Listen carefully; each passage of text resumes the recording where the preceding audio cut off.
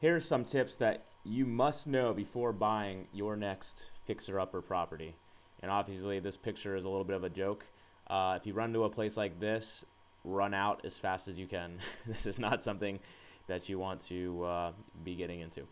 Uh, Number one, location, location, location. I know you've heard it before, but this is absolutely key when purchasing a fixer-upper. The last thing you want to do is get something from, say, a tax sale or even auction or whatever, not really knowing anything about the neighborhood, going in and making the changes, making great updates to the property, and the house can sell for less than you put into it.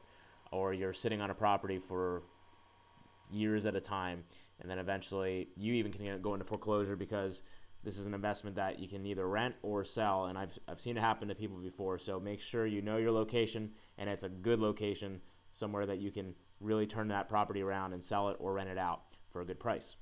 Number two goes along with know your stuff. You need to know the neighborhood. You need to know what you're doing.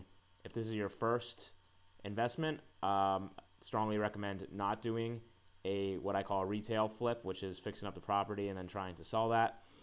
You could always rent it out if you want to, but it is an advanced strategy. There is a lot that goes into it. It's not like watching flip this house and then finding it just doesn't work that way. There's a lot more that goes along to it.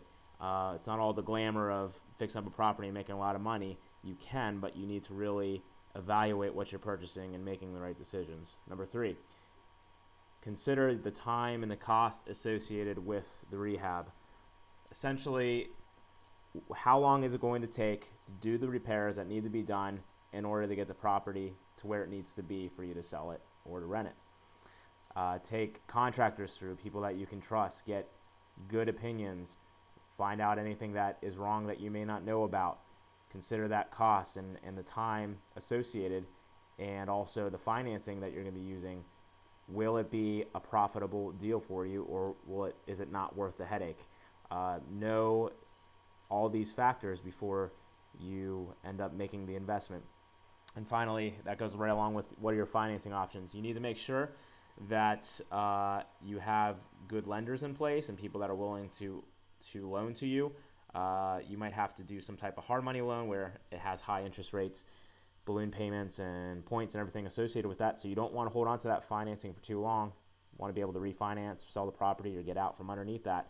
So you need to really research that and have the financing in place to know what that would cost you versus what needs to be done, how much money is going to be put into the repairs, and how long it's going to be taking. All these factors are going to really help you know if you're making the right choice. Make sure to network a lot so that you have the right contacts, and by following these steps, you can really protect your investment and make a wise choice for your next fixer-upper.